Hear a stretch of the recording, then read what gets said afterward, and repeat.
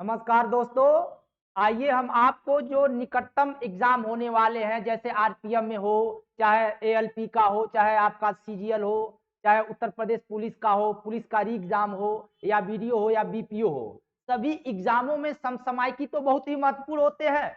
अब विषय होता है समसामयिकी हमारे हम कहाँ से लेकर आए, अंतर्राष्ट्रीय हो, राष्ट्रीय हो या किस विधि का हो। तो आइए हम आज आप को टॉप महत्वपूर्ण, अति महत्वपूर्ण, जो एग्जाम में जरूर पूछते हैं ऐसे प्रश्न, इनके बारे में हम आपको बताने का प्रयास करते हैं। तो आइए देखते हैं कि आपका कैसा आज का करंट अफेयर है। तो आज आप देखते हैं, अभी देखिए सौर ऊर्जा, जैसे आपसे प्रश्न किया जाए कि सॉरी, तो देखिए सौर ऊर्जा उत्पादन में भारत का कौन सा स्थान है दोस्तों। ठीक है, तो हम आपको बताएंगे सौर ऊर्जा उत्पादन में भारत का तीसरा स्थान है। पहला स्थान चीन का है। सौर ऊर्जा उत्पादन में पहला स्थान किसका है? चीन का है। दूसरा स्थान किसका है? अमेरिका का है। और चौथा स्थान किसका है? भारत का है। और तीसरा चौथा स्थान किसका है? जापान का। तो अब ये बात बताने की जरूरत इसलिए आपको पड़ी है दोस्तों, क्योंकि हाल ही में भारत ने जापान को पीछे छोड़ा है। किसके उत्पादन में? सौर ऊर्जा के उत्पादन में। पहले भारत का चौथा स्थान था, वर्तमान में भारत का कौन सा स्थान हो गया? तीसरा स्थान। अच्छा, अभी आपसे पूछ दिया जाए कि दुनिया में सबसे ज्यादा सौर ऊर्जा का उत्पादन कौन करता है? चीन करता है। लेकिन अगर आपसे पूछ दिया जाए भारत में सर्वाधिक सौर ऊर्जा का उत्पादन कौन करता है, तो आप कहेंगे भारत में सौर ऊर्जा का उत्पादन राजस्थान करता है दोस्तों, राजस्थान। और दूसरा स्थान किसका है? गुजरात का। ठीक है, तो सौर ऊर्जा उत्पादन में भारत में पहला स्थान किसका है? राजस्थान का। और दूसरा स्थान गुजरात का है। और दुनिया में सौर ऊर्जा का सर्वाधिक उत्पादन चीन, भारत का स्थान सौर ऊर्जा उत्पादन में तीसरा है दोस्तों। ठीक है, अगर ये भी आपसे पूछेगा कि भारत का सबसे बड़ा सौर ऊर्जा प्लांट कहां स्थापित हो रहा है, तो भी कहेंगे आप राजस्थान में। ठीक है, भारत के राजस्थान राज्य में दुनिया का भी सौर ऊर्जा प्लांट सबसे बड़ा प्लांट है। ठीक है, तो आइए अगला क्वेश्चन देखते हैं। अगले क्वेश्चन में हाल ही में चर्चा में रहा सेन कांकू द्वीप।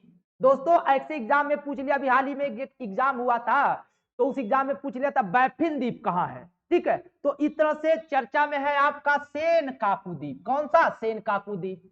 अब आपसे पूछा जाए सेन काकू द्वीप किस देश द्वारा शासित है, तो जापान द्वारा दोस्तों। ठीक है, कुछ समय पहले इस पे अमेरिका का भी शासन रहा। वर्तमान में सेन काकू द्वीप पर जापान का अधिकार है।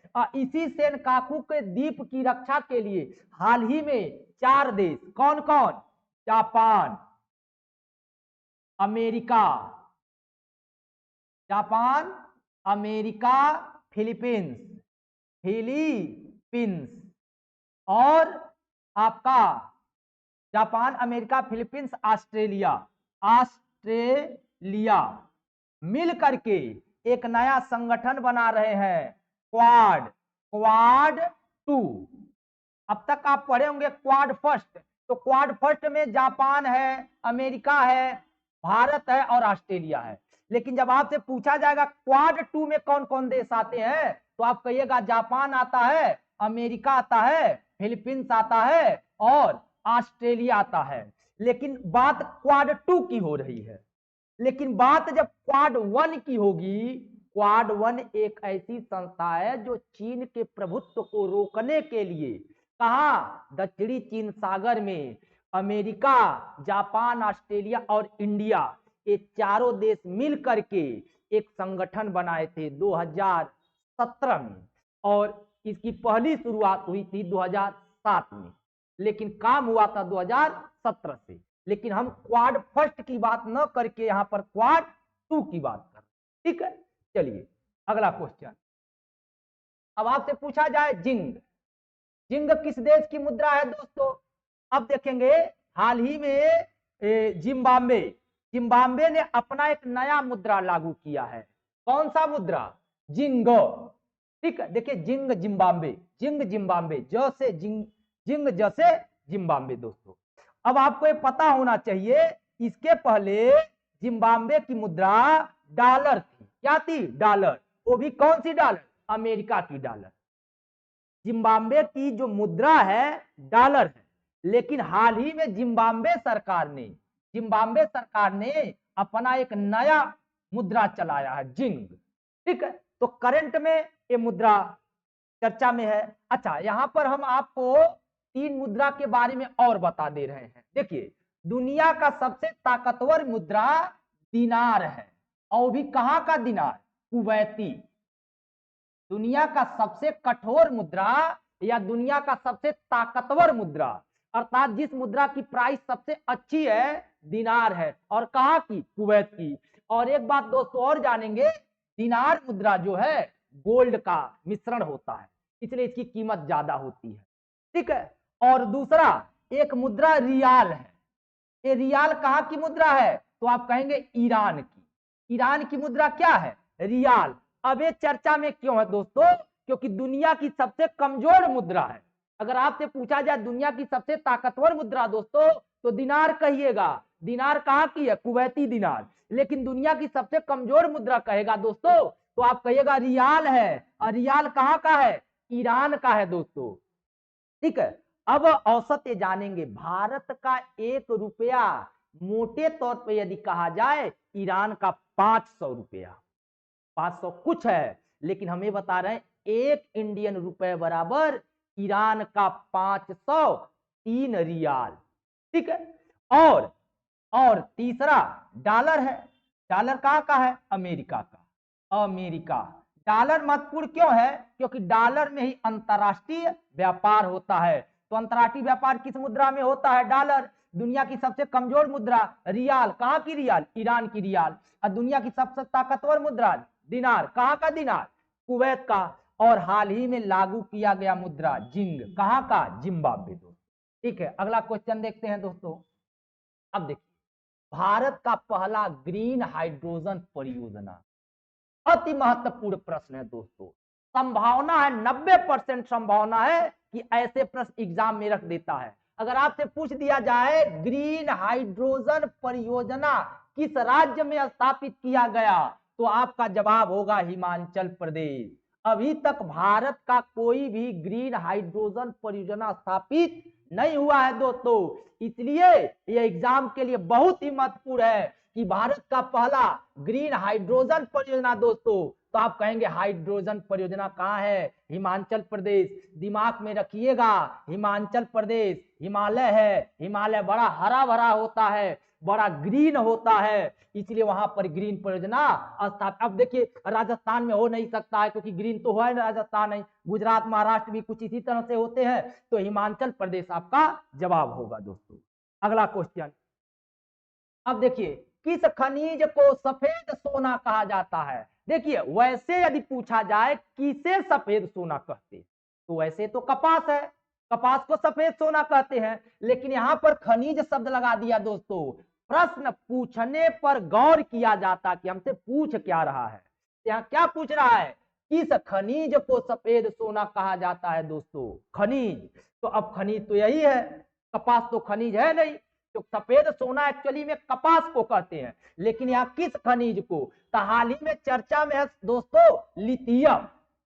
ठीक है, लिथियम। सबसे ज्यादा लिथियम का उत्पादन इस समय चीन कर रहा है वर्तमान में। ठीक है, वर्तमान में क्या कर रहा है? चीन। कभी हम वीडियो ऐसे पर बनाएंगे। चीन जो है दुनिया में कई देशों में इस समय चर्चा का विषय बना हुआ है। चाइना जो है एंडीज, जब आप जाएंगे कहा? दक्षिणी अमेरिका। तो दक्षिणी अमेरिका महाद्वीप में एक पर्वत पड़ता है एंडीज पर्वत। एंडीज पर्वत में जो नमक के चट्टान है, नमक के चट्टानों में लिथियम पाया जाता है। अगर आपसे पूछा जाए इसमें से कौन सा खनिज नमक के चट्टानों में पाया जाता है? लिथियम। और लिथियम का प्रयोग कहाँ किया जाता है दोस्तों? तो वर्तमान में इलेक्ट्रिक वाहन की बैटरी बनाने में। यदि पूछाएगा कि लिथियम का प्रयोग कहाँ किया जाता है दोस्तों, तब आप कहेंगे इलेक्ट्रिक वाहन के बैटरियों में लिथियम का, कोबाल्ट का, निकिल का, मैग्नीशियम आदि का प्रयोग किया जाता है। तो लिथियम का सबसे ज्यादा उत्पादन इस समय चीन कर रहा है। ठीक है, और दुनिया में इसे क्या कहा जाता है? सफेद खनिज अर्थात सफेद सोना। किसको? लिथियम को। और लिथियम का भंडार कहाँ है? तो आप कहेंगे एंडीज पर्वत। कहाँ? एंडीज पर्वत। और दोस्तों एंडीज पर्वत कहाँ है? तो आपको पता है दक्षिणी अमेरिका। एंडीज पर्वत से जो खनिज खनन कर रहा है चीन कर रहा है। एंडीज पर्वत का टोटल खनन कौन कर रहा है?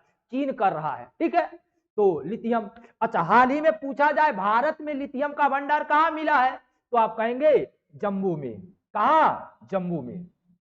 यदि आपसे पूछेगा कि भारत में लिथियम का भंडार कहाँ पाया गया, तो आपका जवाब होगा जम्मू में। और लिथियम का सर्वाधिक भंडार किस पर्वत पर है? एंडीज पर्वत। और लिथियम का सर्वाधिक उत्पादन कौन करता है? चीन करता है। और किस खनिज को सफेद सोना कहते हैं? लिथियम को कहते हैं। और आपसे पूछा जाए लिथियम का प्रयोग कहाँ किया जाता है, तो कहेंगे इलेक्ट्रिक वाहन के बैटरी बनाने में। ठीक है दोस्तों, चलिए अगला क्वेश्चन देखते हैं। Question number 7, Thomas cup, Kuber cup.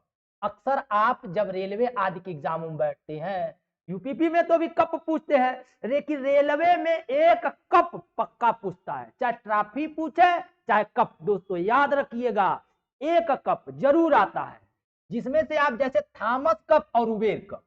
ठीक है, थॉमस कप कुबेर कप जो है अभी हाल ही में किस वर्ष का? 2024 का। किस वर्ष का? 2024 का। कौन जीता? चीन जीता है। किसे हराकर? इंडोनेशिया को हराकर। ठीक है, तो यदि आपसे विजेता पूछेगा, विजेता टीम, तो विजेता टीम चीन कहिएगा। और आपसे पूछेगा उपविजेता, उपविजेता टीम दोस्तों, तो आप क्या कहिएगा? इंडोनेशिया कहिएगा दोस्तों। तो थॉमस कप, कुबेर कप किस टीम द्वारा 2024 का जीता गया? चीन द्वारा।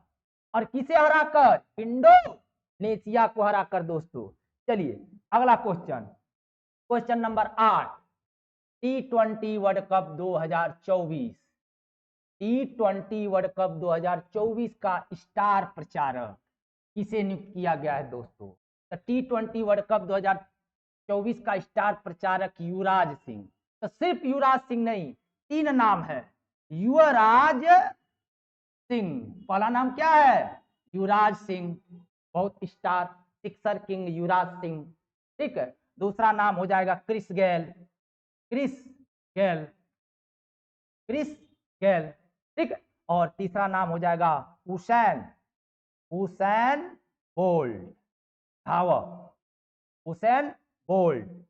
ठीक है, तो Yuvraj Singh, Chris Gayle, Usain Bolt, इन तीनों लोगों को T20 वर्ल्ड कप का स्टार प्रचारक बनाया गया है। और T20 वर्ल्ड कप हो कहाँ रहा है? तो अमेरिका और वेस्ट इंडीज संयुक्त रूप से इस टूर्नामेंट को कराएंगे। ठीक है, अगला क्वेश्चन दोस्तों, क्वेश्चन नंबर 9, ब्रिटिश वन्य जीव चैरिटी अवार्ड 2024। महत्वपूर्ण है दोस्तों, याद रखिएगा, ब्रिटिश वन्य जीव चैरिटी अवार्ड 2024। देखिए दोस्तों, इसे हम पर्यावरण का नोबेल कहते हैं। किसको? वन्य जीव चैरिटी अवार्ड को, वन्य जीव चैरिटी अवार्ड को 2024 में दिया गया है। किसे? डॉक्टर पूर्णिमा देवी को। डॉक्टर पूर्णिमा देवी कहाँ की है? भारत की है। ठीक है, और इस अवार्ड को किस नाम से जानते हैं? तो ऐसे कह सकते हैं ग्रीन नोबेल, ग्रीन नोबेल पुरस्कार। अगर आपसे पूछा जाए कि ग्रीन नोबेल पुरस्कार किससे कहा जाता है, वन्य जीव चैरिटी अवार्ड 2024 का जो दिया गया है, किसे दिया गया? भारत को। भारत में किसे? डॉक्टर पूर्णिमा देवी को। अगला क्वेश्चन देखते हैं दोस्तों। अब देखिए, हाल ही में किसे भारतीय नौसेना का, भारतीय नौसेना, नौसेना में यहां पर हम जल सेना का मतलब एडमिरल, कौन सा? 26वां चीफ के तौर पर किसने पदभार संभाला है? तो एडमिरल दिनेश कुमार त्रिपाठी। अब आप जानते हैं दोस्तों, हमारे पास 3 सेनाएं होती हैं। कौन कौन? 3 सेनाएं। एक सेना हो गया थल सेना, एक हो गया आपका वायु सेना, और एक हो गया आपका जल सेना। ठीक है दोस्तों, और थल सेना के प्रमुख को क्या कहते हैं? जनरल। क्या कहते हैं? जनरल। और वायुसेना प्रमुख को क्या कहते हैं? Air chief marshal. क्या कहते हैं? एयर चीफ मार्शल कहते हैं। और जल सेना प्रमुख को क्या कहते हैं? एडमिरल। एडमिरल। तो अब पूछेगा कि वर्तमान में जनरल कौन है, तो आप कहेंगे मनोज पांडे जी हैं। कौन है? मनोज पांडे जी हैं। और एयर चीफ मार्शल पूछेगा तो आप क्या कहेंगे? विवेक राम चौधरी जी। कौन है? विवेक राम चौधरी जी। दोस्तों हमारे वायुसेना अध्यक्ष अर्थात एयर चीफ मार्शल कौन है? विवेक राम चौधरी जी। और जल सेना के एडमिरल बनाए गए हैं एडमिरल दिनेश कुमार त्रिपाठी जी। किनको बनाया गया है? दिनेश कुमार त्रिपाठी जी को। ठीक है, दिनेश कुमार त्रिपाठी जी। तो थल सेनाध्यक्ष, वायु सेनाध्यक्ष और जल सेनाध्यक्ष। और तीनों सेनाओं का हेड हमारे कौन होते हैं? राष्ट्रपति महोदय। और वर्तमान में राष्ट्रपति महामहिम कौन है? द्रौपदी मुर्मू जी है। तो तीनों सेनाओं का राष्ट्रपति जो होते हैं वो क्या होते हैं? सेनापति होते हैं। दोस्तों तो आज के लिए दोस्तों इतना ही। अगर आपको हमारा चैनल अच्छा लगा हो, अगर आप सोचते हैं कि मैं ऐसा वीडियो लेके आऊं, तो कृपया हमारे चैनल को लाइक करिएगा, सब्सक्राइब करिएगा और कमेंट में जरूर कुछ बताइएगा। तब तक के लिए नमस्कार, धन्यवाद। कल एक वीडियो और हम आपके सामने लेकर आएंगे। नमस्कार।